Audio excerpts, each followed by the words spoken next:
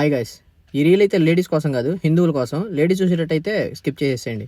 నేను ఒక హిందువుని. మీ సంస్కృతి సాంప్రదాయాన్ని మీ బుద్ధలో పెట్టుకొని కావాలంటే గుళ్ళని చెదగదింగు పుట్టులు గారు మేము ఒట్టకాలు కట్ చేసేస్తే ఆగుతారు మీరు. దేవి తర్వాత ద్రౌపది టీ షర్ట్లు వేసుకున్నా ఈ గాంజాబాద్ శరత్ గాడు అలియాస్ రామాబోయ్ గాడు అవినాష్ గాడికి సపోర్ట్ చేస్తూ రీల్ పెట్టాడు చూడండి. నాకు ఎందుకు సపోర్ట్ చేస్తున్నావు అంటే, నువ్వు కూడా అలాంటి మైండ్ సెట్ తో ఉన్నావు కాబట్టి ఆయన సపోర్ట్ చేస్తున్నావు.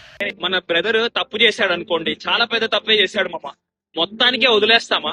గట్టిగా ఒక దెబ్బేస్తాం, లేదంటే అరుస్తాం, ఏంట్రా ఈ పని ఇది అది అని చెప్పేసి. అరే సిగ్గులేనోడా, అరే మీ ఇంటూ 14 ఏళ్ళ అమ్మాయికి అన్యాయం జరిగితే నువ్వు ఒప్పుకుంటావరా?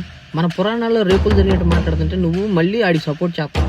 హిందువులు తక్కువ చేసి మాట్లాడినా, హిందువుల జోలికి వచ్చినా ఎలా ఉండిద్దో ఆడికి చూపించాలి. వాడిని చూసి అందరు నేర్చుకోవాలి.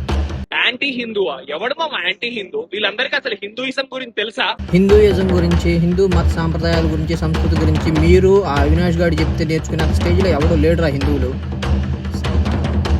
మళ్ళీ చెప్తున్నా, తప్పే మామ, నేనే ఖండించాను కదా, కానీ అందరూ ఒకేసారి మీద పడితే ఒక్కడే అయిపోయాడు మామ. అందరూ ఒకేసారి మీద పడితే ఒక్కడే అయిపోయాడా? నువ్వు కూడా వెళ్ళరా పోక్సో కేసు కింద, నువ్వు కూడా పార్టిసిపేట్ చేయాలని చెప్పి వాటితో పాటు నువ్వు కూడా జైల్లో కూర్చో. మళ్ళీ ఆ బోకునాకుడికి నువ్వు సపోర్ట్ చేయటం, వాడిని సపోర్ట్ చేసే వాళ్ళని ఫాలోవర్స్ ని మళ్ళీ ఆడు కుక్క పేదనట్టు ఆడు చెబుతుంటే మళ్ళీ బూతులు తిట్టే మాకండి.